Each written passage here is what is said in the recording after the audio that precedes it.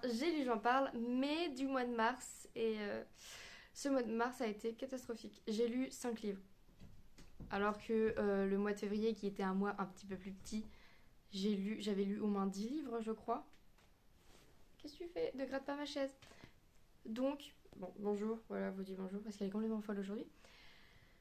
On va dire que j'ai manqué de temps alors que la lecture était ma priorité ce mois-ci et aussi que j'ai lu des livres assez longs, on va dire. Enfin, pas très longs parce que j'ai lu des pièces de théâtre et des livres qui faisaient même pas 300 pages, mais moralement qui étaient longs et je me fais fouetter. Et donc, pour commencer, ça va être complètement paradoxal et contraire à ce que je viens de vous dire parce que j'ai lu un recueil de poèmes. Donc pour commencer, j'avais lu Nos étoiles dansent ensemble de Audrey Berch. Et du coup, dans ce recueil de poèmes, on a littéralement l'apologie de l'amour. C'est le recueil de l'amour, en fait. Donc il y a des petits poèmes qui sont très très beaux sur l'amour. Il y a des petits textes aussi. Il y a aussi juste des petites phrases comme ça. C'est vraiment un recueil de poèmes qui est assez diversifié parce qu'on passe de textes à des mots, à des illustrations aussi. Donc vraiment, c'est très touchant.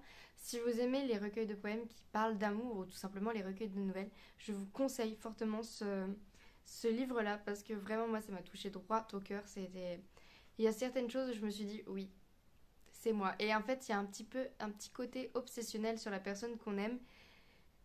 J'avoue que ça me ressemblait un peu d'écrire ce qu'on ressent et sur l'amour, ce qu'on ressent de notre amour, ce trop plein d'amour qu'on ressent pour une personne. J'ai trouvé ça très beau et vraiment très bien exprimé. Vraiment je me retrouvais dans certains textes et dans certains poèmes donc je vous le conseille fortement. Après, je ne sais pas comment vous parler autrement d'un recueil de poèmes parce que je peux pas vous en parler comme si c'était une histoire.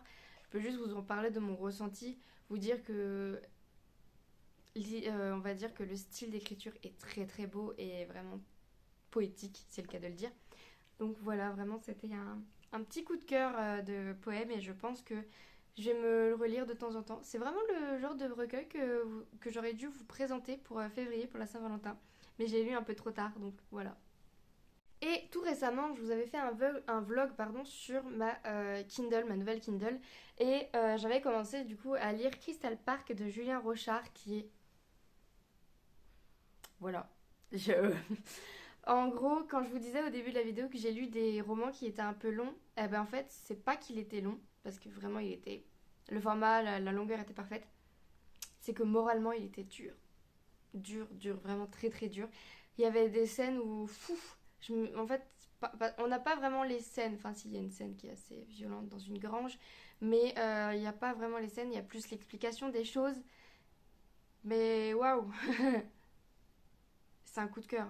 Je pense que je suis maso pour dire que c'est un coup de cœur, mais c'est un coup de cœur ce livre. Du coup, pour vous raconter, je vais vous lire le résumé et après je vous explique mon point de vue à moi, enfin mon résumé à moi. Le 11 mars 2023, je suis née le 15 mars, voilà. Du coup, je me suis trop représentée là-dedans parce que moi aussi c'était mon anniversaire quand je l'ai lu, voilà. Fête foraine de Crystal Park, Clermont-Ferrand. Les festivités battent leur plein lorsque Charlie, 6 ans, disparaît soudain au milieu de la foule.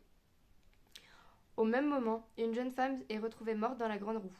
Camille Bréant, alors je sais pas si c'est Bréant ou Bréant, lieutenant de police à la brigade criminelle, reste persuadé que les deux affaires sont liées. Commence alors une véritable course contre la montre. Qui est cette femme et pourquoi l'a-t-on assassinée? Quel lien peut-il bien y avoir avec la fillette? Alors qu'un climat de suspicion s'installe vis-à-vis de la communauté foraine, Camille mettra tout en œuvre pour faire éclater la vérité. Bon, attendez, je bois parce que j'ai la voix un peu cassée.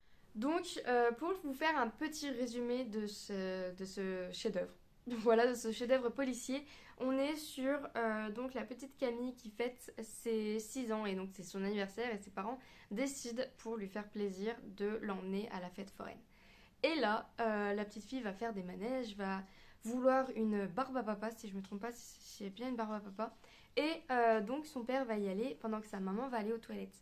Et son père, pendant qu'il discutera avec le marchand de barbe à papa, eh bah, il va lui lâcher la main, mais quelques secondes, vraiment quelques secondes, et la petite fille va disparaître. Et là, on a l'angoisse, parce que l'auteur écrit très très bien, on a l'angoisse de mon Dieu, où est-ce qu'elle est? Et je pense qu'à ces moments-là, les parents imaginent tous plein de choses, imagine le pire de... J'ai un poil de chat dans le nez.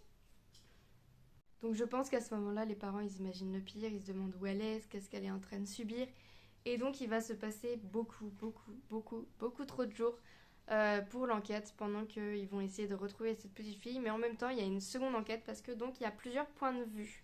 On a donc le point de vue du lieutenant Bréand, du coup de Camille, qui elle va mener son enquête, va essayer de retrouver tout. Elle va tout faire pour que du coup on retrouve Charlie, mais aussi qu'on retrouve l'assassin de...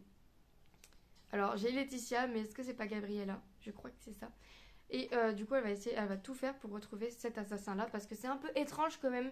Une petite fille se fait enlever et au même moment, une fille décède dans une grande roue. C'est un petit peu étrange. Les coïncidences sont un peu... Hein. Donc, elle va essayer de comprendre comment ça se fait que ces deux enquêtes sont liées, et d'autres personnes vont lui dire, mais non, c'est pas lié, c'est juste une coïncidence. Et elle va être comme ça, elle va dire, non, c'est lié, il faut trouver pourquoi c'est lié.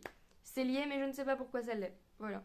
Et du coup, elle va mener toute son enquête. On va aussi avoir sa vie à elle, parce qu'on n'a pas que l'enquête. En fait, ça me faisait penser un peu à Bones, Alice Nevers, toutes ces séries-là où on a l'enquête et en même temps on a la vie privée du personnage. Voilà, du coup j'adore ces séries-là, du coup j'étais trop bien dans le livre où on apprenait des choses sur Camille, sa vie qui était un peu compliquée avec son mari et son enfant, son mari qui voulait avoir la garde de l'enfant alors que elle voulait garder un lien avec son fils. Mon chat me met des poils partout. Et donc aussi de l'autre côté, on a Laetitia, Gabriella, j'ai un doute. Gabi, je crois qu'il l'appelait dedans. J'ai vraiment un gros doute. J'ai retenu Laetitia. Qui, elles, leurs parents ont eu un accident et du coup ils ont décédé tragiquement, beaucoup trop jeunes, et donc elles ont été placées dans une famille d'accueil. Et elles pensent vivre leur meilleure vie avec cette famille d'accueil, sauf qu'il va se passer des choses assez problématiques et assez tragiques. Et je vous en dis pas plus parce que vraiment c'est un roman qu'il faut découvrir sans en savoir trop. Vraiment, le résumé, il en dit juste assez pour nous donner l'eau à la bouche, en fait, nous donner envie de le lire. Mais il faut pas en savoir trop parce qu'une fois qu'on se plonge dedans, on apprend les choses au fur et à mesure et c'est vraiment très intéressant. Pour vous dire, c'est qu'une fois que je l'ai terminé, je me suis dit, ah, je l'avais pas vu venir. Et j'ai relu après certains passages et j'étais là en mode, bah oui, en fait. Bah oui. Bah oui. En fait, tout est dit, mais voilà.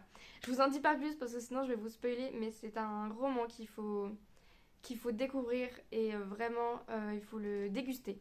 Faut pas le lire d'une traite parce qu'il y a des scènes assez dures et il y a des explications assez dures parce que vraiment on est là sur une enquête de disparition d'une petite fille. Donc il y a d'autres choses qui ressortent qui sont très... J'étais assez traumatisée par une certaine scène, enfin à part un certain personnage. Euh, Voilà, je vais pas vous le dire, mais le personnage est complètement psychopathe. Voilà. En plus, c'est à la fin du roman, donc je peux pas vous en parler. C'est dommage parce que j'ai envie d'en parler à quelqu'un, mais voilà. C'est vraiment un roman que j'ai adoré. J'ai lu en plusieurs jours, mais c'est ce qu'il fallait faire, je pense, parce que le lire d'un coup, je sais pas. Et en plus, comme ça, pendant que je faisais des pauses dans ma lecture, j'avais le temps de cogiter et me dire, ah ouais, c'est peut-être ça, c'est peut-être lui, c'est peut-être ça. Et en fait, j'avais tout faux. Vraiment, j'avais tout faux. Donc, voilà. Donc, je vous conseille fortement ce roman policier, thriller suspense. Si vous êtes amoureux des thrillers, allez-y, foncez. Même si vous n'êtes pas amoureux forcément des thrillers, des romans suspense et tout ça, je vous le conseille fortement, vraiment. C'est le genre de roman qui se lit vraiment en plus période été. Je trouve que les thrillers et tout ça, ça matche bien avec la saison. Je vais me faire battre. Aïe. Aussi, j'ai oublié. Je voulais rajouter que j'ai lu les remerciements de l'auteur et ça m'a énormément touchée. Les remerciements sont incroyables. Enfin, la situation m'a touchée et voilà, j'ai un peu mieux compris et encore plus ressenti l'histoire et l'atmosphère du roman. Voilà, je voulais juste placer ça parce que les remerciements, il faut les lire parce qu'ils sont vraiment très très beaux à lire. Ensuite, dans un tout autre registre, on va dire dans une toute autre époque, tout simplement, j'ai lu Hamlet de William Shakespeare. Je ne saurais pas vous faire un résumé de Hamlet de William Shakespeare parce que vraiment, je vous... J'attends rien. Je sais pas ce qui arrive dans le monde, mais là on vient de littéralement sonner chez moi pour dire que il fallait que je les rejoigne dans un monde sans maladie et que c'était leur paradis. Je me demande si c'était pas un suicide collectif. Ils m'ont fait bader, vraiment ils m'ont fait bader, du coup j'ai tout fermé chez moi. Et du coup ça veut dire qu'il y a quelqu'un, parce que moi je les ai pas ouverts, et ça veut dire qu'il y a dans mon immeuble quelqu'un qui s'amuse à ouvrir aux gens qui me connaissent pas. Et qu'il y a des gens qui viennent sonner à ma porte. Bref, ce monde est complètement malade. Je suis désolée mais c'est terrifiant. Bref, faut que je m'en mette. Donc je vous disais que j'avais... Ah, me mords pas, Chippy. Je vous disais que j'avais lu Hamlet de William Shakespeare et que du coup on est sur une histoire où le père d'Hamlet se fait assassiner. Enfin, Hamlet découvre que son père est assassiné parce qu'il y a un spectre qui vient et qui lui dit, en gros, comment on va dire, venge-moi quoi. Mais par contre, ce qui m'a perturbée, c'est que ce spectre, on l'a pendant tout un acte et après on n'en parle plus. Il y a toutes les histoires des humains du coup qui arrivent avec Ophélie qui est folle amoureuse d'Hamlet mais qui n'est pas sûre qu'Hamlet l'aime, mais qu'en fait elle est persuadée qu'Hamlet l'aime mais Hamlet va lui dire bah non en fait je t'aime pas. Enfin, et au final il lui dit mais si je t'aime bien en fait. Nanana. Bref. Ça, en fait Hamlet, enfin William Shakespeare je trouve que... Mais arrête de mettre des coups de queue. Ça, si c'est enlevé de son contexte, c'est très bizarre. Du coup, je trouve que William Shakespeare, il est un peu... j'adore, il est accessible et vraiment j'aime bien le style, mais je trouve qu'il est assez redondant dans le sens où c'est déjà un peu ce qui se passait avec Roméo et Juliette. Et du coup, la mort et la fatalité où on se dit ah mince, c'est trop tard et en fait on aurait juste dû dire les choses. Voilà, je sais pas. Mais, enfin, vraiment, ça se lit très très vite. En 2 heures, je l'avais lu, hein. Mais je pense que j'ai eu un gros coup de cœur pour Roméo et Juliette et j'avais très envie de découvrir Hamlet. Et je sais pas. En fait, je sais pas si j'ai aimé ou si c'était moyen ou si j'ai pas aimé. En fait, c'est... J'ai aimé certaines scènes où au début, tout au début, je me suis dit, oh la vache, ça va être trop bien. C'est un Shakespeare que... Ça y est, c'est le Shakespeare que je voulais lire. Et au bout d'un moment, ben, je sais pas, mon plaisir de lecture pour ce livre s'est complètement essoufflé. Donc je suis un peu mitigée de ma lecture, mais en même temps c'est du William Shakespeare, donc je n'ai pas à dire non, c'est peut-être pas bien. Non, je suis qui pour dire ça. C'est... J'ai adoré, en vrai, le style est magnifique, l'écriture est incroyable, le sarcasme des personnages est trop bon, mais il manquait un truc à l'histoire, je sais pas. Il y a un truc qui a fait que j'étais pas assez dedans. Voilà, désolée. Je ne me souviens pas vous avoir parlé une bande dessinée que j'ai lue au mois de février. Donc je pense que je vais vous en reparler parce qu'elle est d'utilité publique cette bande dessinée si mon chat me lâche la main et que j'arrive à remettre bien ma caméra. Donc je me suis dit que vu que j'avais que 3 livres à vous présenter, autant vous parler des bandes dessinées que j'ai lues ce mois-ci. Mais arrête! Autant vous parler des bandes dessinées que j'ai lues ce mois-ci et le mois dernier, dont je vous ai pas parlé, ou je suis pas sûre de vous avoir parlé. Donc, la bande dessinée, la toute première, dont je ne suis pas sûre de vous avoir parlé, mais qui est vraiment d'une utilité publique, c'est La tête dans les nuages, de Céline Bayeux et Emmanuel Friedman. Et du coup, on est... je ne me rappelle plus le nom de la... Ah! Arrête! Je me rappelle plus du nom de la petite fille. Anaïs. En fait, il s'agit de Anaïs qui fait sa petite rentrée au CP et donc sa mère commence à se rendre compte que il y a un petit souci avec sa fille, mais c'est un petit souci adorable pour l'instant. C'est qu'elle n'arrive pas à gérer son temps, elle n'arrive pas à gérer les choses, elle n'arrive pas à gérer ses pensées. Et pour une petite fille qui est en CP, ça devient un petit peu problématique parce qu'elle est tout le temps en retard, elle n'arrive pas à se concentrer sur une seule chose. Quand elle doit faire quelque chose, il y a quelque chose d'autre qui va attirer son attention. Comme beaucoup d'enfants à cet âge-là, le manque d'attention, c'est très commun. Mais il y a certaines personnes qui ont un manque d'attention qui est beaucoup plus problématique que que certaines autres personnes. Et donc Anaïs, la maman d'Anaïs se rend compte qu'il y a un petit souci et donc elle va la faire envoyer voir... Oh là, je sais pas parler. Et l'emmène voir des professionnels pour déceler son trouble, le trouble de l'attention avec hyperactivité ou sans. Alors pour Anaïs, il n'y en a pas. C'est pas d'hyperactivité, c'est juste un trouble de l'attention. Et donc on va suivre ce petit chemin, jusqu'à trouver des choses pour permettre à la petite fille de vivre correctement, de lui montrer que non, c'est pas un problème, elle peut vivre avec ça et c'est pas pour ça qu'on va la mettre à l'écart et que c'est tout à fait une petite fille normale. C'est juste qu'elle a un problème d'attention et que si les choses sont bien faites, si les gens se comportent correctement et arrêtent de faire oui, ben non, c'est qu'un manque d'attention, regarde bien où tu vas.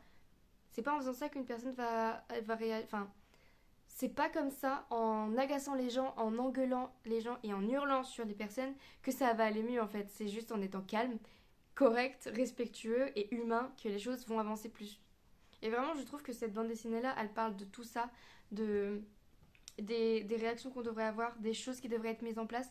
Moi, je voudrais devenir professeur des écoles, donc en ayant lu cette bande dessinée-là, je me suis dit qu'il y avait beaucoup de choses que de l'école de maintenant que je ne ferais pas. Déjà, s'adapter au niveau de chaque élève serait déjà bien parce que les enfants ne peuvent pas tous apprendre de la même façon. Je suis la preuve humaine. J'ai su lire la première fois que vraiment, ben, en CM1, CM2. Je ne savais pas lire en CM1 donc, et j'ai dû redoubler le CM2 parce que je ne pouvais pas rentrer au collège sans savoir lire. Et maintenant, je suis une dévoreuse de livres. Ça prouve bien qu'on apprend à son rythme et que parfois c'est vraiment des mauvais professeurs qui font que... Parce que moi, dans mon cas à moi, j'ai pas un trouble de l'attention, j'ai juste des difficultés à me concentrer et à apprendre les choses. Et donc il me faut beaucoup plus de temps pour assimiler les choses que d'autres personnes et c'est un handicap, mais je sais comment je fonctionne, du coup j'essaie de faire en sorte que les choses fonctionnent. Voilà, maintenant que je le sais que j'ai besoin de beaucoup plus travailler pour réussir les choses, ben, je fais en sorte de réussir. Sauf que quand j'étais petite, les profs, enfin les maîtresses et maîtres que j'avais en primaire n'étaient pas du tout attentifs à ce genre de choses-là. Ils avaient un programme et s'ils étaient en retard sur le programme, ils y allaient, ils s'en foutaient que les élèves aient compris quelque chose. Au pire même, ils les mettaient à l'écart. Et moi, c'est comme ça que je me suis retrouvée à arriver en CM1 dans une nouvelle école et que la maîtresse a dit à mes parents, mais elles ne savent pas lire parce que j'ai une jumelle, elles ne savent pas lire et elles sont en CM1 et ma mère elle a fait oui, elles ne savent pas lire. Voilà. Donc c'est pour vous expliquer que même si on a des petits troubles, des petites choses qui font que on n'apprend pas comme les autres, ça ne nous empêche pas de devenir ce qu'on veut. Moi, j'ai voulu devenir auteur et professeur de maternelle ou de primaire, je ne sais pas encore. Eh ben, je vais me donner les moyens de le faire, même si je ne savais pas lire en CM1. Voilà, je ne savais pas lire en CM1. Donc voilà, c'est juste une petite BD pour vous expliquer que même si on n'est pas pareil que les autres et même si on a des petits problèmes d'attention ou même d'autres problèmes, c'est pas que pour ça que je vous parle de cette BD là, c'est qu'on peut quand même réussir à réaliser ses rêves et que vraiment c'est très important de se donner les moyens de le faire et de comprendre son fonctionnement, comment on fonctionne. Voilà. C'est pour ça que je voulais absolument vous en parler parce que je ne savais plus si je vous en avais déjà parlé, mais au moins c'est chose faite. Ensuite, j'ai lu une autre bande dessinée, mais là c'est plus un album qu'une bande dessinée. C'est Femmes Pirates, ma première série documentaire. Les Pirates de Aurélie Sarrazin et Sylvain Dorange aux éditions, si je me trompe pas, c'est Sans Dessus Dessous. Oui, c'est ça, Sans Dessus Dessous. Et c'est une petite maison d'édition que j'aime beaucoup. Je l'ai découvert cette année, cette maison d'édition-là. Et j'avais déjà lu Les Hommes Pirates. Enfin, les pirates, je crois que ça s'appelait simplement. Les dinosaures que j'avais lus, mais vraiment c'est plein de petits albums documentaires qui peuvent plaire aux petits, mais aussi aux grands, parce que par exemple, moi j'ai adoré. On apprend plein de choses. Là, en somme, on apprend plein de choses sur les femmes pirates dont on parle jamais. Il y a plein de femmes pirates, j'étais... Ah, mais je les connais pas, mais elles sont hyper bien en fait, elles sont génialissimes. Il faudrait écrire des romans sur elles, quoi, ou faire un Pirate des Caraïbes sur elles. Je vous jure, elles sont vraiment fascinantes. Et donc c'est plein d'informations, mais c'est pas bourré d'informations. Donc c'est assez digeste et assez ludique pour que des enfants et des adultes puissent apprendre des choses sans se cramer le cerveau. Et vraiment j'adore. J'adore cette maison d'édition là. Je vous la conseille si vous voulez apprendre des choses sur des sujets. Je vous conseille d'aller voir sans dessus dessous la maison d'édition. Et vous allez trouver des documentaires sur plein de sujets qui pourraient vraiment vous intéresser. Et vous aider même à l'école ou dans d'autres projets. Donc vraiment, je vous le conseille. Et la dernière bande dessinée, donc là c'est plus un roman graphique, on va dire, c'est Seule contre Hollywood, la première actrice à avoir dénoncé le 7e art, pardon, d'après une histoire vraie. Et donc l'auteur c'est Halim. Et donc on est sur l'édition, je ne sais pas prononcer cette maison d'édition, Steinskis, je ne sais plus. Pour le résumé, du coup, c'est à peine âgée de 20 ans, Patricia Douglas ainsi que 120 danseuses professionnelles sont recrutées pour un tournage par la Metro Goldwyn Mayer. Elles sont convoquées le soir du 5 mai 1937, mais bien loin de participer au tournage prévu. Les jeunes femmes se retrouvent propulsées dans une gigantesque soirée privée organisée par les 282 représentants commerciaux. Agressée durant la soirée, Patricia Douglas décide de porter plainte contre le plus puissant des studios hollywoodiens. À l'époque, ce genre d'affaires se dénoue en privé à coups d'intimidation et d'arrangements financiers, mais 80 ans avant MeToo, Patricia Douglas aura le courage d'aller jusqu'au bout. Je vais reboire, je perds ma voix en ce moment. Je ne sais pas pourquoi, je suis désolée. Là, ça devrait aller mieux. Pas trop, mais voilà, bref, c'est pas grave, je suis désolée pour ma voix. Du coup, on est sur l'histoire de Patricia Douglas qui postule elle rêve de devenir actrice.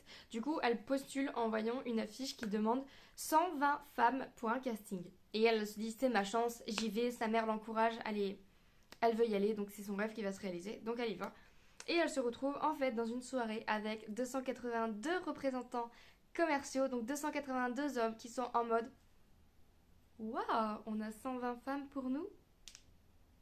Ah oui, là j'ai commencé à... Je me suis dit, cette lecture, elle va être dure.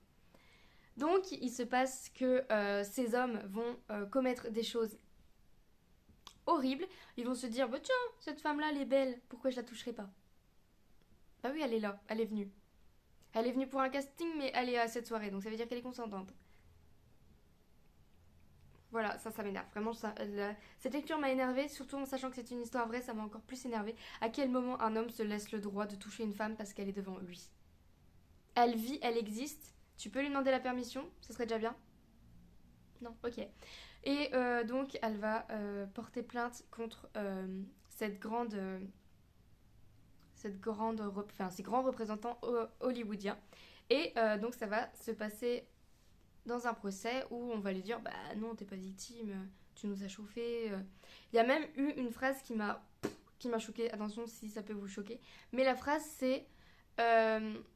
si je me souviens bien, c'était une phrase du genre « Je ne connais pas la limite entre le consentement et l'agression ». Alors que moi, je me suis dit en lisant le truc, elle t'a dit non plusieurs fois. À partir du premier non, c'était déjà la limite du non-consentement en fait. Donc c'était déjà une agression. Et mais le mec dit, il essaie de se dédouaner en disant « Oui, mais comme on ne connaît pas la limite entre le consentement et l'agression, est-ce que vraiment je suis l'accusé ou est-ce que je ne serais pas la victime de ne pas avoir compris ce que l'autre me disait ?» Vraiment, lisez cette bande dessinée si vous avez le courage et en toute connaissance de cause, en sachant que vous alliez être énervé, choqué, traumatisé par ce qui peut se passer dans cette bande dessinée, par les réactions de ces hommes de cette époque-là. Parce que je sais qu'à notre époque, beaucoup d'hommes essayent de montrer aux femmes que non, ce n'est pas les hommes qui agressent les femmes, c'est certaines personnes qui agressent. Ça peut être aussi l'inverse, des femmes qui agressent les hommes. Donc, tout en pensant qu'à cette époque-là, c'était la normalité des hommes parce que la société n'était pas la même que maintenant. Les femmes étaient plus des objets qu'autre chose, ce qui est horrible, mais c'est un fait historique de notre société. Donc je vous conseille fortement de la lire, surtout si vous êtes intéressé par tout ce qui est Hollywood, cinéma, 7e art et tout ça. Je vous conseille cette lecture qui est un peu brutale, un peu dure, mais qui est aussi d'une utilité publique, tout comme le roman sur le TDAH, ou sans H du coup. Donc voilà, je crois que c'était la dernière bande dessinée que je voulais vous parler. Vous voyez que je n'ai pas beaucoup lu ce mois-ci, mais c'est pas un concours, donc j'ai lu ce que je pouvais lire. J'ai lu de façon à ne pas détesté mes lectures et j'ai lu de façon à éprouver énormément de plaisir à lire. Donc ce n'est pas un concours du moment que j'ai éprouvé plein de plaisir.